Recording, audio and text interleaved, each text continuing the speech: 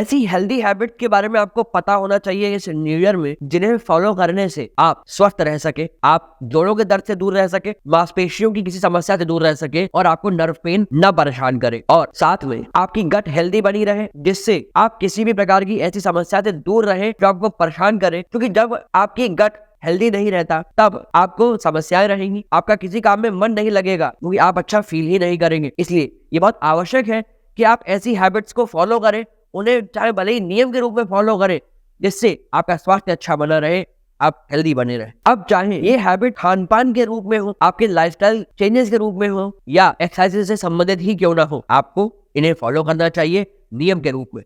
तो देर किस बात की, चलिए जानते हैं ऐसी 10 हैबिट्स के बारे में, या 10 ऐसी हेल्दी हैबिट्स के बारे में जिन्हें फॉलो करने से आप स्वस्थ रह सकते हैं, आपका ये साल अच्छा जा सकता है। तो बिना किसी देरी के अपने चैनल को कर लीजिए सब्सक्राइब। मैं हूं आपका फिजियोथेरेपिस्ट और nutritionist doctor Abhinav Chaturvedi, Rooprani health care, Shastripuram road, Agra से।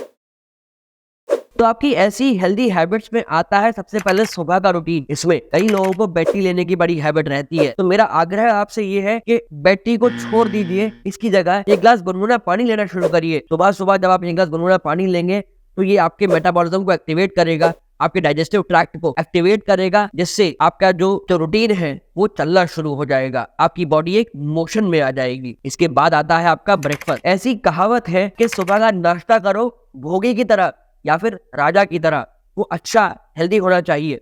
इसके बाद लंच अर्थात दोपहर का खाना आप खाइए योगी की तरह या एक राजकुमार की तरह, वो एक बैलेंस डाइट होनी चाहिए, उसमें न्यूट्रिएंट्स की मात्रा भरपूर होनी चाहिए।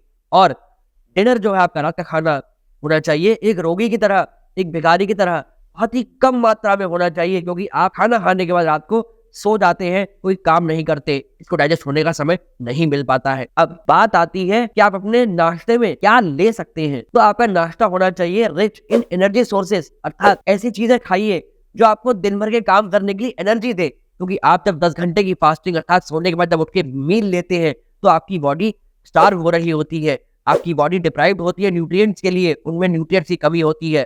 तो ये बहुत जरूरी है कि सुबह के नाश्ते में न्यूट्रिएंट्स बहुत सारे हो, एनर्जी से परिपूर्ण हो। एक बैलेंस डाइट होनी चाहिए जिसके अंदर प्रोटीन हो, विटामिन्स हो, थोड़ी सी मात्रा में फैट भी हो। अब आप कहोगे सर फैट क्यों होना चाहिए, आप तो मना करते हो। तो थोड़ा सा फैट आपकी बॉडी के लिए आवश्यक है, क्योंकि जो फैट है वो आपकी बॉडी में लॉन्ग टर्म एनर्जी डिपॉजिट का काम करते हैं। साथ में अगर आप चाहते हैं तो थोड़े से फल ले लीजिए, वरना ये न्यूट्रिएंट्स आपके खाने में होने ही चाहिए, जिनके बारे में आपको हमने अभी बताया। नेक्स्ट आता है आपका लंच। लंच एक बैलेंस डाइट होनी चाहिए, क्योंकि आप सुबह का मील ले चुके हैं, आपको 4 से 5 घंटे ही हुए हैं एक मील लिए हुए, इसलिए इसे बैलेंस रखें। लंच के अंदर आप रख सकते हैं एक दाल, 2 रोटी, या अगर आप हेल्दी हैं, ठीक वेट है आपका, तो आप 3 से 4 रोटी भी खा सकते हैं। साथ में सब्जी होनी चाहिए और ढेर सारा सलाद होना चाहिए, क्योंकि उसके अंदर होता है फाइबर, जो आपकी बॉडी में वाटर के रिटेंशन को मेंटेन करता है, क्योंकि आपकी बॉडी का मैक्सिमम पार्ट जो है वो पानी से बना हुआ है। इसलिए ये एक बैलेंस्ड मील हो जाएगा राजकुमार की तरह जैसे आप लेंगे। बारी आती है अब डिनर की। जैसा हमने अभी कहा था कि डिनर आपका होना चाहिए रोगी की तरह, तो आपके डिनर में सिर्फ थोड़ी सी सब्जी हो और 2 रोटी आप ले सकते हैं। इसमें भी आपको ध्यान रखना है कि सैलेड की मात्रा भरपूर होनी चाहिए, क्योंकि सलाद एक ऐसी चीज है जो आपको फाइबर प्रदान करती है। आशा करता हूँ आपको ये जानकारी समझ आई होगी। अगर समझ आई हो तो इस वीडियो को अभी लाइक कर दीजिएगा, जिससे हमें ये मालूम पड़ जाए कि हाँ आपको ये बात समझ में आ रही है। अब यहाँ तक तो आपने जान लिया कि आपका भोजन दिन भर में कैसा होना चाहिए, पर आप जो भी भोजन करते हैं उसको चबा चबा कर अवश्य खाएंगे। कारण क्या है, जब आप अपने भोजन को चबा कर नहीं खाएंगे तो आपके पेट को, आपकी आंतों को ज्यादा काम करना पड़ेगा, ज्यादा एसिड प्रोड्यूस करना पड़ेगा इस खाने को डाइजेस्ट करने के लिए। तो आप जब खाने को मुंह में रखते हैं अपने, तो यहीं से आपका डाइजेस्टिव ट्रैक्ट शुरू हो जाता है। पहला डाइजेशन आपके मुंह से शुरू होता है, इसलिए खाने को चबा चबा कर खाएं। उसे कम से कम हर कौर को, हर बाइट को लगभग 32 बार अवश्य चबाएं, जिससे कि वो छोटे छोटे टुकड़ों में टूट जाए। अब ये तो बात रही खाने की, कैसे खाना चाहिए। इसके साथ साथ आपको लगभग 3 से 4 लीटर पानी भी पीना चाहिए, क्योंकि अगर आप पानी ठीक से नहीं पिएंगे तो आपके शरीर में पानी की कमी हो जाएगी। और पानी के अंदर क्या होती है, हाइड्रोजन और ऑक्सीजन। आपके शरीर को ऑक्सीजन की बहुत रिक्वायरमेंट है, तो ऐसा ना समझिए कि सिर्फ सांस लेने से आपकी बॉडी की ऑक्सीजन रिक्वायरमेंट पूरी होती है। नहीं, आपकी जो ऑक्सीजन रिक्वायरमेंट है वो पानी से भी पूरी होती है। आपकी बॉडी को फ्लूइड भी चाहिए। कई बार लोगों को लो बीपी की शिकायत होती है, क्यों होती है, उनकी जो ब्लड वॉल्यूम है वो कम हो जाती है। तो उसको भी तो मेंटेन करना है। इसीलिए पानी की मात्रा आपके शरीर में ठीक ठाक होनी चाहिए। आशा करते हैं आपको यहाँ तक की बात समझ आई होगी, पर फिर भी आपको कोई अगर दुविधा है इसको लेकर तो कमेंट सेक्शन में हमें कमेंट अभी कीजिए। नेक्स्ट आता है एक फॉर्मूला, आप इसको SSS के नाम से याद रख सकते हैं। सॉल्ट, शुगर और सैचुरेटेड फैट, ये 3 चीजें हैं जिनका आपको ख्याल रखना है। सबसे पहले बात कर लेते हैं सॉल्ट के बारे में। अपने भोजन में से सॉल्ट इंटेक लिमिट कर दीजिए। क्यों? क्योंकि नमक ज्यादा लेने की वजह से आपको हाई बीपी की शिकायत हो सकती है, आपके हार्ट पे लोड बढ़ जाएगा, और ये तो आप सभी लोग जानते हैं कि बीपी बढ़ने की वजह से ब्रेन स्ट्रोक हो सकता है या फिर हार्ट फेलियर हो सकता है, जो कि बहुत ही क्रिटिकल चीजें होती है। कई बार लोगों की इससे जान भी जा सकती है। नेक्स्ट आता है शुगर। ये आप सभी लोग जानते हैं, अपने और वीडियोस में भी आपको बता चुके हैं कि शुगर इंटेक आपको नियमित रूप से कम रखना क्यों जरूरी है। क्योंकि कई बार क्या होता है, आप चीट डेज बना लेते हैं, जब कैलोरी ज्यादा लेंगे तो कहीं ना कहीं तो वो डिपॉजिट होगी, क्योंकि आपकी लाइफस्टाइल ऐसी है, आपकी फिजिकल वर्किंग बहुत ज्यादा नहीं है, तो कहीं ना कहीं तो ये शुगर जाके डिपॉजिट होगी, आप उसे यूटिलाइज नहीं कर सकेंगे, जिससे आपकी बॉडी में फैट बढ़ेगा, आपका वजन बढ़ना शुरू हो जाएगा। और आप सभी लोग जानते हैं कि जब वजन बढ़ता है तो कैसी कैसी समस्याएं शुरू हो जाती है। सबसे पहले आपके जोड़ों पे फर्क पड़ता है, खासकर आपके घुटनों पर। इसके बाद आती है आपकी कमर। कमर पे जब दबाव बढ़ता है तो फिर आप शिकायत करते हो कि कमर से पैर तक झंझनाहट हो रही है, सर हम ठीक से उठ बैठ नहीं पा रहे, कोई काम नहीं कर पा रहे। इसलिए ये बहुत जरूरी है कि आप अपना शुगर इंटेक कंट्रोल में रखें। नेक्स्ट आता है सैचुरेटेड फैट, अर्थात ऐसे जो ऑयल वगैरह है आप जिनका प्रयोग करते हैं, चाहे वो आपका ऑयली खाना हो, आपके ऑयल्स हो, इन सब का ध्यान रखिए, इनकी मात्रा लिमिट करिए, क्योंकि आपकी धमनियों में जाके कहीं इकट्ठा हो सकते हैं, आपका वजन बढ़ा सकते हैं। इसीलिए सैचुरेटेड फैट की मात्रा भी लिमिट रहनी चाहिए। आप इन्हें नियंत्रित रखेंगे तो निश्चित तौर पर आपका वजन नियंत्रण में बना रहेगा। जब आपका वजन नियंत्रण में रहेगा तो आपके जोड़ों पर लोड नहीं पड़ेगा, आपकी दिनचर्या है वो सुगम बनी रहेगी। आशा करते हैं आपको यहाँ तक की बात समझ आ रही होगी। अगर अब भी कोई दुविधा आपको लग रही है तो आप हमसे 1-to-1 कंसल्टेशन के लिए अपॉइंटमेंट ले सकते हैं। आपको उसके लिए करना क्या है, आपको नीचे दिए गए नंबर्स पे कॉल करना है और हमसे अपॉइंटमेंट ले सकते हैं आप।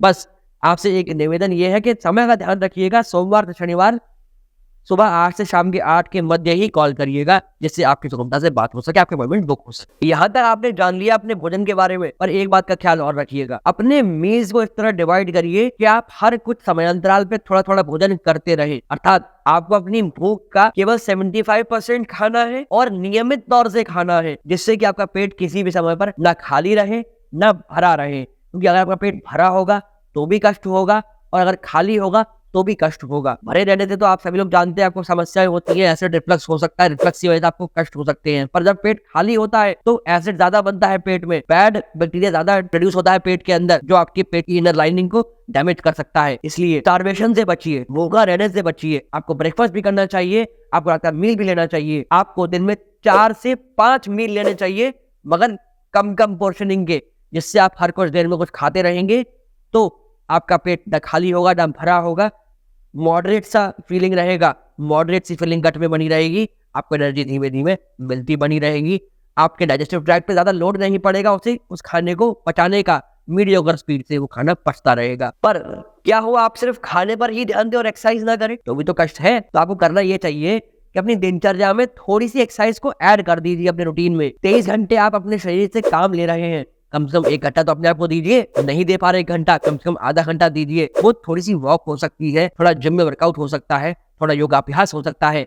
ऐसी कुछ चीजें अपने दिनचर्या में ऐड करिए, जिससे आपकी जो बॉडी है वो चलायमान तो बनी रहे। और अगर आप चाहते हैं अपनी बॉडी को टॉक्सिन फ्री रखना, अपने गट को टॉक्सिन फ्री रखना, तो उसके लिए ये वाला वीडियो अगर आप देखिएगा इस वीडियो के बाद, जिसका लिंक आप आई कार्ड में ड्रॉप कर रहे हैं। आशा करते हैं आपको ये वीडियो बहुत काम आएगी, इसको अवश्य देखिएगा। लास्ट आता है आपकी जॉइंट पेन्स के बारे में। जैसा हमने अभी बात करी, क्या जब आप अपनी डाइट अच्छी मेंटेन करेंगे तो आप जॉइंट पेन से दूर रह सकते हैं, आप एक्सरसाइज करेंगे तो जॉइंट पेन से दूर रह सकते हैं। पर अगर आपको जॉइंट पेन हो रहे हैं तो आपको उसके लिए क्या करना चाहिए? आपको खासकर जंक फूड से दूर रहना चाहिए, क्योंकि जंक फूड आपकी बॉडी में टॉक्सिन्स को बढ़ाएगा, कोलेस्ट्रॉल की मात्रा या कहें तो बैड कोलेस्ट्रॉल की मात्रा को बढ़ा देगा। इस वजह से आपको कष्ट बढ़ सकते हैं, आपको जॉइंट पेन्स हो सकते हैं, आपकी मसल पेन कर सकती है, क्योंकि आपके अंदर टॉक्सिन जब बढ़ जाएंगे, वेस्ट बढ़ जाएगा, तो कहीं ना कहीं तो ये एक्यूमुलेट होगा। वो फैट के रूप में एक्यूमुलेट हो सकता है, या फिर आपकी मसल्स में जाके एक्यूमुलेट हो सकता है, लैक्टिक एसिड के रूप में एक्यूमुलेट हो सकता है। और जब भी ये वेस्ट जाके आपकी मसल्स में एक्यूमुलेट होगा तो आपको कष्ट बढ़ेगा, आपकी मसल्स पेन करेंगी। और एक विशेष महत्वपूर्ण